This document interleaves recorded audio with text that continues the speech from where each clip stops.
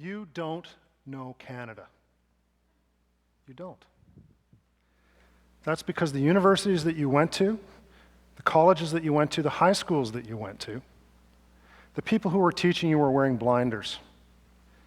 The newspapers that you read, the television news that you watch, the blogs you read, the commentators there are talking about a country they no longer understand. Our singers, our poets, our songwriters, they all sing about a country that no longer exists. And politicians in Canada, well, they run election campaigns using strategies that no longer work and are completely out of date. Got your attention? These people also dominate the newsrooms, the boardrooms, and the classrooms of the big cities of central Canada, like where we are today. They have a very similar image of our country, that our best days are behind us, that will be forever defined by our English, French, and Aboriginal heritage, that the real power in this country resides in Ontario and Quebec. The rest of the country is interesting, but really not that important. This country that they think we are is an illusion. And I'm going to share the new country with you today, and it's a story that's told in numbers. Now, the interesting thing to me is that these numbers aren't particularly controversial, they're not obscure, they're easily available, but for some reason, we tend to ignore them. And we ignore them at our peril, because they create blind spots when you ignore them. And blind spots lead to missed opportunities, they lead to mistakes, they lead to misunderstandings. So if you're in the business of selling anything to Canadians today, or serving Canadians today, I hope you pay attention to what I have to say, because I think it's going to change the way that you look at things. Let's start with our first number. It's 1.7. 1.7 is the average number of children that a woman in Canada has during her fertile years. To have a replacing population, we need at least a birth rate of 2.1. That's one for you, one for your partner, and one for those who can't or won't have children. 1.7. Well, that's because of two big things, education and urbanization. And it's a phenomenon all over the world. Birth rates are falling everywhere. When families move from the farm to the city and they urbanize, families change. In the country, lots of kids, that's an asset. In the city, lots of kids, although we love them dearly, they're an expense. And Canada's a very urbanized country. 80% of us live in a town or a city now. This is the Canadian population in 1961. I'm an old guy. I was born in 1961. This is the last year of the baby boom. Up the center, that's the ages of the population. On the left-hand side, that's men. On the right-hand side, that's women. And that's the number of each group that happens to be at that age at that time. Beautiful pyramid. This is a healthy replacing population. Lots of kids being born, replacing the people who are falling off at the top. Our birth rate here, by the way, was about 4. This is the population today, 2011. That big bulge in the center, that's the baby boom. Our beautiful population pyramid has turned into a population vase. It looks like this. And what's not happening at the bottom of that? We're not having enough kids. That's what 1.7 looks like. That's what 1.7 looks like. But I'm going to show you a number that's somewhat contrary to this and adds another wrinkle to our discussion. This is Canada's population growth over the last decade compared to the rest of the G8. Canada has the fastest growing population in the G8. Take a look at Germany. Take a look at Japan. I don't know what they're going to do, but take a look at Canada. That's interesting. And why is this? In a word, immigration. Canada accepts 300,000 immigrants a year. And we've been doing it every year for about the last 20. That's the highest proportion of immigrants that any developed country accepts in the world. And if you bring in 300,000 immigrants a year and you do it over a decade, that's adding a new Toronto to the country. We've added 2. Take a look at comparison of immigrants in 1970 versus 2010. These are 2 different waves of immigration. The top group of immigrants wasn't even on the chart in 1970.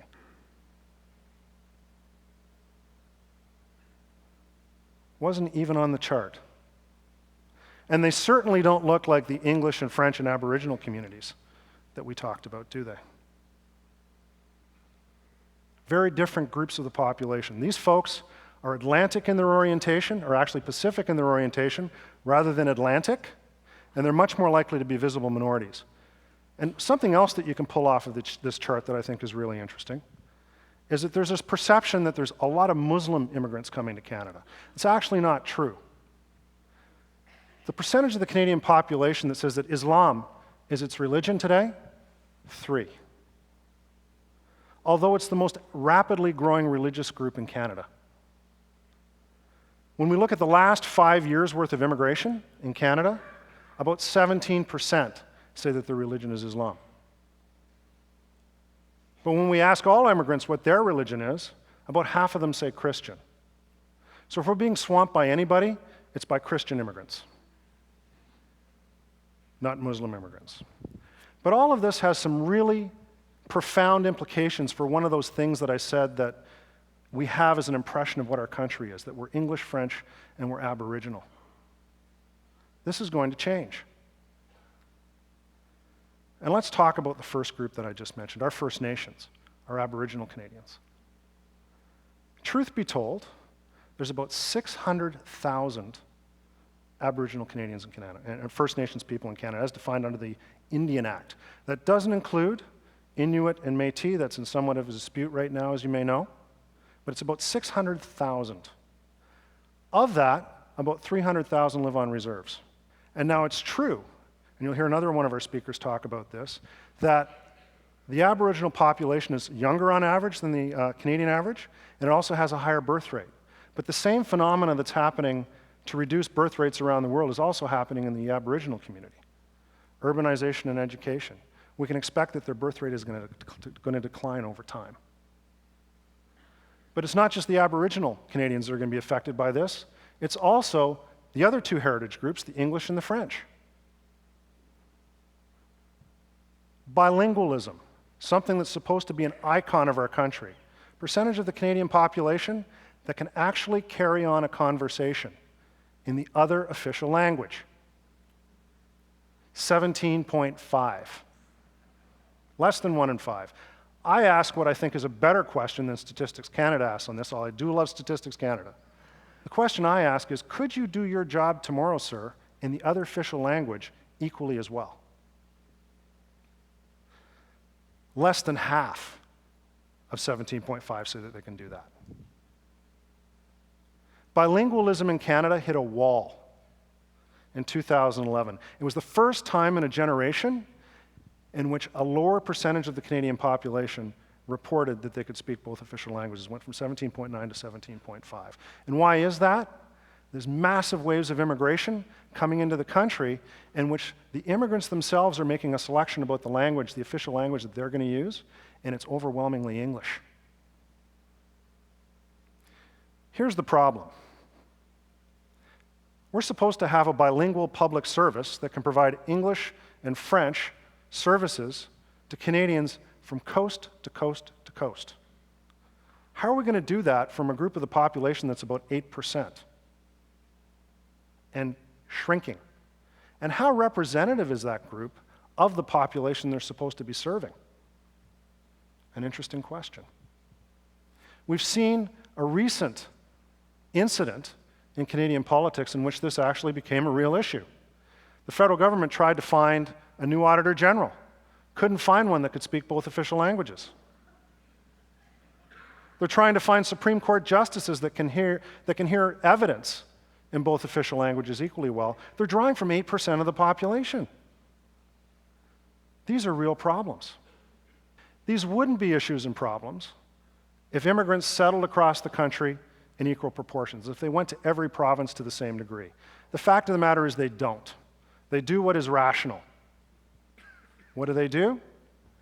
They move to where the jobs are. And where are the jobs? Well, they're in the 905. All of you in the room knows what the 905 is, but it's the donut of suburbs that surround the city of Toronto. It's the area code. And they move to the west. This has huge implications for our population. And by the way, these waves of immigration aren't going to decline. The UN says that about 250 million people currently live outside of the country that they were born in. Percentage that are refugees, fleeing war, fleeing famine, about 3. These people are moving because they're economic strivers. They have skills. They're going to the places where they think that they have the best opportunities for them and their families. Among their top 3 choices, Canada. And why do they pick us?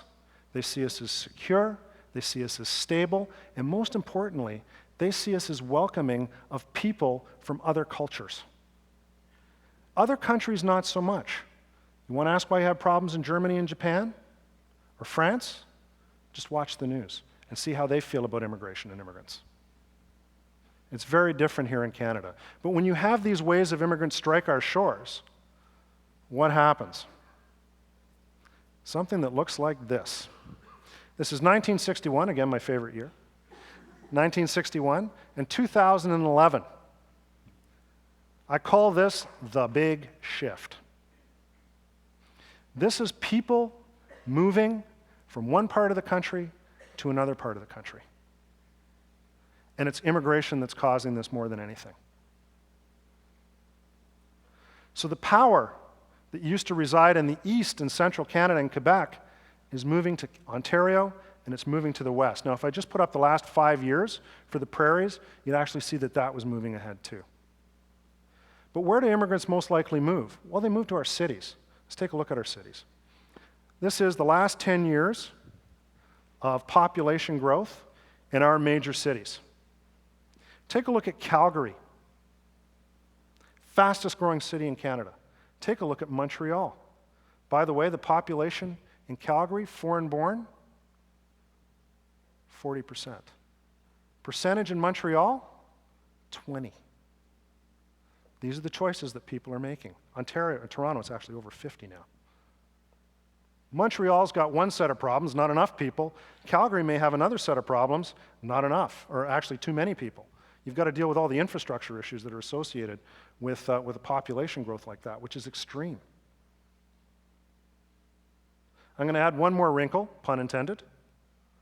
Those over the age of 65 in these cities.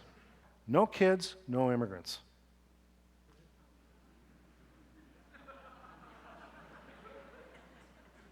It's quite simple. I mean, it's just numbers, right? We're just talking about numbers. So let's move this forward and talk about who we're becoming. We're becoming a country that used to be white and is now becoming brown. We're becoming a country that used to be focused on the Atlantic, and we're now focusing on the Pacific. And the new sources of power in this country aren't the ones that used to exist. They are the 905 middle-class immigrant voters around the city of Toronto and the West. Let's take a very practical example of this, our national politics. Our national politics, we have a system of elections in this country based on representation by population. More people you have, the more seats that you get in the House of Commons. Simple. Let's go to the 2011 election. To me, that election was a fracture in time, like BC and AD. A new politics emerged in this country. A new politics emerged in this country. What happened? Well, we all know what happened. The Conservatives won a majority government. But if you listen to the pundits, they would say, oh, it was because of the tactical brilliance or savagery of the Conservatives, or, Jack Layton's smiling face, or, the dark tragedy, boy, was it a dark tragedy, of the Liberal campaign. It actually wasn't anything except on the margins about that. What it was really about was this change in population. And what the Conservatives figured out, and it may have been serendipity that they did figure it out, was that there's a commonality of values between the newer Canadians and the older Canadians. The Tory message in that campaign: focus on the economy, low taxes, fiscal prudence. Government's part of the problem, not part of the solution, and boy, do we care about law and order. In New Canada, multicultural 905 immigrant strivers said, I like that. That message had always worked in Western Canada, and it always worked in rural Canada. But what they did was they finally found the critical mass that gave them an election victory. Now think about what you've been told about politics by those people wearing blinders. You win elections in Canada by winning in Ontario and Quebec, right? How many seats did Stephen Harper win in Ontario or Quebec last time? 5. And he won a comfortable majority. Before the next election, there's going to be another 30 seats added to the House of Commons by 2015. All but 3 are in Ontario and the West. This no coalition could potentially be even more decisive. So let's talk for a second about an issue that's in the news. And this one I particularly like because it really does show the differences that are emerging. And that's the leader of the Liberal Party and his recreational drug use. Says he had a couple of puffs at a party in Montreal a couple of years ago. He happened to be an MP at the time, no big deal. And really, when you go out and you survey Canadians on this, they tell you it's no big deal. 66% of us believe that marijuana should be legal. If you're a progressive voter living downtown, you think having a joint is no worse than or different from having a drink. But the problem for the Liberals is they've already got those guys. They need to figure out how to win in the 905. I already told you that one of the reasons the Conservatives won the last time was law and order.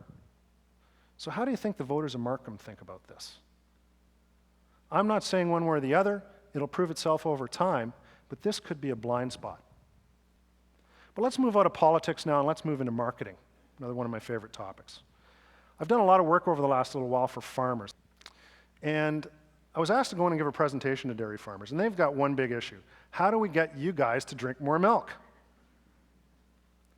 So knowing what I know about the issues that we've been talking about so far today, about the fact that we've got this wave of immigration coming into the country, I typed into the little Google machine before I went into my presentation, Asian cuisine and milk. Guess what came up? Nothing. Asian culture does not consume milk as a beverage. I said this to them, greeted with stunned silence. Never thought about it. They were thinking about selling organic milk to locavores in downtown Toronto. Guess what? That's not a very big market. Had never thought about it. Again, a blind spot. Let me give you another blind spot. Swimming. I went out and asked a survey question that I really liked. It was, how are you going to enjoy your summer? Are you going to go to the ocean, the lake, or the river to swim? 80% of new Canadians on that survey said, yes, I am. 20% also said they don't know how to swim. That number among the native-born population, 4. That said that they didn't know how to swim. Now let's think about the things that we enjoy in the great outdoors here in Canada. You know, kayaking, canoeing, hiking, camping, all of those things. If you're a new immigrant to this country, how do you figure out how to do those things? Sporting goods companies, idea for you. Life-saving societies, idea for you. Governments that are worried about safety, government departments, an idea for you. You know what? It could be a great business opportunity, but it could also save lives. New Canadians, teach them how to swim. Another great Canadian pastime, going to the cottage in the summertime. I mean, the idea of putting your feet up on the deck with a beer, swatting the black flies, you know, watching the sun go down is such a Canadian thing to do, right? It's a very, very white thing to do. And who can afford it these days anyway? You have to be rich to buy a cottage, don't you? And if you're trying to pass a cottage down in your family, you have to deal with capital gains taxes because it's usually your second residence. So you have to find affluent people to buy your cottage. Well, who owns cottages? Well, the affluent do, but also another group of people. The people who have very predictable holidays. Teachers, police officers, firefighters, public servants. You go up to the lakes, you see them everywhere. They bought their cottages when they were really cheap, or they inherited them. Guess what? They can't sell them to people like them anymore. Why? Because the cottages are so expensive, there are no firefighters, police officers, public servants, or teachers who can afford them. So who are going to be the rich people in this country? I already told you, around the 905 in Toronto, new Canadian strivers. And the last time I went up to cottage country, I didn't see an awful lot of them walking around. That's got to be the new market, because if you don't have that, who are you going to sell it to? But that just doesn't apply to cottage real estate or recreational properties. It also applies to real estate in general. What do you know about feng shui? What do you know about large residences that house multiple generations of the same family? What do you know about lucky numbers, house numbers in Asian culture? Lucky and unlucky. These are now moving real estate around the country. This is the new Canada. We're going to have to figure it out. So let me close with a challenge. This is a challenge for you.